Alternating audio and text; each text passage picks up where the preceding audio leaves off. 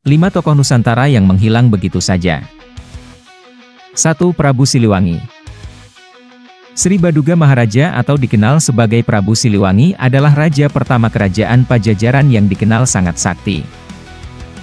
Berkat kehebatannya, ia memiliki banyak pengikut dan mampu membuat negeri Sunda terkenal di seantero Nusantara. Ketika Islam masuk ke Nusantara, Prabu Siliwangi mulai mendapatkan desakan dari keponakannya yang telah mualaf. Teguh memegang keyakinannya, ia pun memilih meninggalkan kerajaannya dan melakukan tapa moksa. 2. Prabu Brawijaya V. Melihat kerajaan Majapahit dihancurkan oleh kerajaan Kediri, Prabu Brawijaya V memutuskan untuk melakukan tapa moksa. Sebelum melakukan moksa, ia diketahui masih memeluk agama Buddha. Lalu ia meminta Sunan Kalijaga, keturunannya, untuk menuntun dirinya ke dalam Islam dan menjadi mualaf. Kemudian ia pergi ke Gunung Lawu untuk melakukan pertapaan tingkat akhir dan melepaskan dirinya dari ikatan duniawi.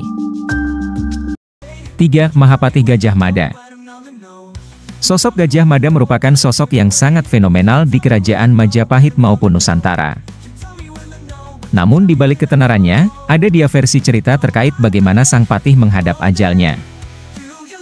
Cerita versi pertama, sebagaimana disebutkan dalam kitab Kakawin Nagara Kertagama, ia jatuh sakit dan meninggal dunia pada tahun 1364.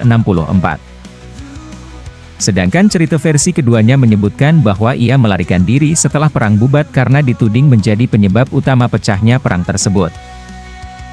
Sebelum berhasil tertangkap, ia mengenakan segala perlengkapan upacara untuk yoga samadhi dan kemudian melakukan moksa tak terlihat menuju ketiadaan. 4. Prabu Jayabaya. Sri Mapanji Jayabaya atau dikenal dengan sebutan Prabu Jayabaya adalah seorang raja dari kerajaan Kediri. Namanya sangat identik dengan ramalan masa depan Nusantara, sebab ia memang memiliki ramalan tentangnya. Ia berhasil membawa kerajaan yang dipimpinnya menuju zaman keemasan. Namun di samping itu, ia merasa bersalah karena telah membunuh Jayabasha yang merupakan saudaranya sendiri.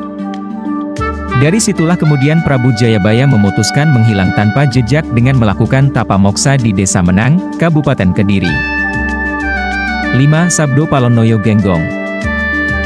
Sabdo Palon dikenal sebagai sosok legendaris yang berperan sebagai seorang pandita sekaligus penasehat Brawijaya V.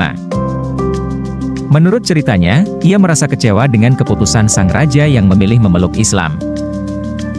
Setelah sang raja menjadi mualaf, ia memutuskan untuk moksa dan menghilang tanpa jejak.